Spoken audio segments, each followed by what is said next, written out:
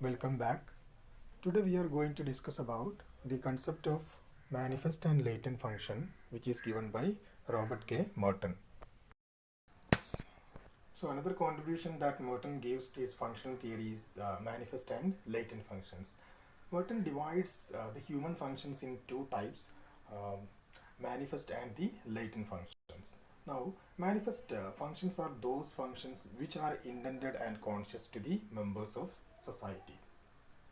I repeat, manifest functions are those functions which are intended and conscious to the members of society. On the other hand, latent functions are those functions which are unintended and unconscious to the members of society. And a sociologist can observe and interpret latent functions. Now, again in another terms, manifest functions are those functions in which members of society are conscious about that particular function, but at the same time, latent functions are those in which members of society are unconscious and unintended to that particular functions. Now, let's take the example of education. The manifest function of education is to acquire knowledge and skills. Everybody knows that the purpose of education to acquire knowledge and skills, in which members of society are conscious about this particular function of education. But at the same time, education is creating a kind of class hierarchy in society, which means that most educated people become the most affluent in the society and enjoy all privileges like best job, best housing, etc. It is latent functions to create and maintain inequality, and only this can be observed by the sociologist.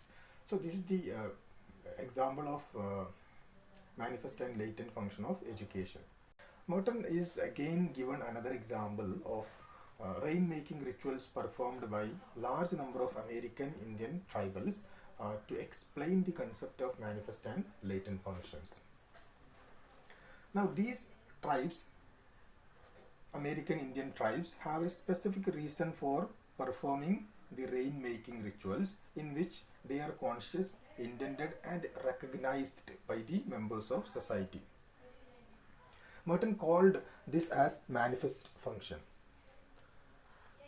The rain-making rituals almost occasion did not give the result, but even then their rituals persisted among the tribals. Merton explained the persistence of rituals sociologically by giving its latent function. The engagement of such a common activity by the members of tribe together strengthened the bond which united them. This unity is essential for dealing with the problem of scarcity of rain, but it is unintended and unconscious to the members of society. So this is the example again given by Merton to explain the latent and manifest functions. The rain-making rituals in which is actually bringing a kind of unity among the members of society, in which members are unconscious about that particular function, and that can be considered as latent function in that particular ritual. And another example, again, if you take the educational institutions, we can also see the latent and manifest function. Educational institutions offer a place for young adult to meet potential mate.